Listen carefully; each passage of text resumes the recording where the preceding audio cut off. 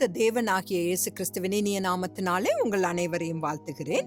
இன்று புதிய ஏற்பாட்டு சபை என்றால் என்ன என்பதை குறித்து நாம் தியானிக்கலாம். இஸ்ரவேல் மக்களுக்காக தேவன் பிரித்த செங்கடலை கடந்த பின் பழைய ஏற்பாட்டில் உள்ள சபை முதலில் உருவாக்கப்பட்டது. யூத மக்களுக்கு ஒரு புதிய நாட்டை கொடுக்க கர்த்தர் திட்டமிட்டிருந்ததால் அந்த தேசத்தில் கடைபிடிக்கப்பட வேண்டிய பிரமாணங்களை அவர்களுக்கு வழங்கினார். இந்த பிரமாணங்களே இன்று இஸ்ரவேல் என்று அழைக்கப்படும் இந்த தேசத்திற்கான அரசியல் அமைப்பாக இருக்கிறது. ஆதியாகமம் புத்தகத்தில் மனிதன் சிருஷ்டிக்கப்பட்டு கிட்டத்தட்ட 4000 ஆண்டுகளுக்கு பிறகு பரலோக ராஜ்யத்தின் ராஜாவாகிய இயேசு கிறிஸ்து தனது சபையின் தரத்தை உயர்த்தவே இந்த பூமிக்கு வந்தார்.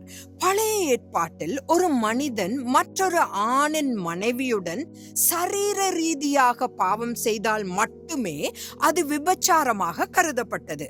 ஆனால் கிட்டத்தட்ட 2000 ஆண்டுகளுக்கு பிறகு இயேசு கிறிஸ்து ஒரு மனிதன் மற்றொரு பெண்ணை இச்சையுடன் பார்த்தாலே அவன் விபச்சாரம் செய்துவிட்டான் என்று கூறுகிறார். மத்தேயு 5வது அதிகாரம் 27-28 வசனங்கள்.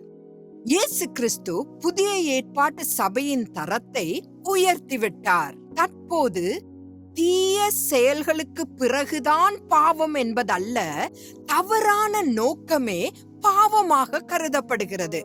அதே போல் பின்னர் அப்போஸ்தலன் யோவானால் எழுதப்பட்ட 1 யோவான் 3வது அதிகாரம் 15வது வசனத்தில் தனது சகோதரனை பகைத்தாலே அவன் ஒரு கொலைகாரன் என்று கூறுகிறார். தேவ சபையே, நாம் நித்தியத்தை அடையும்படி ஜாக்கிரதை உள்ளவர்களாக இருப்போமாக.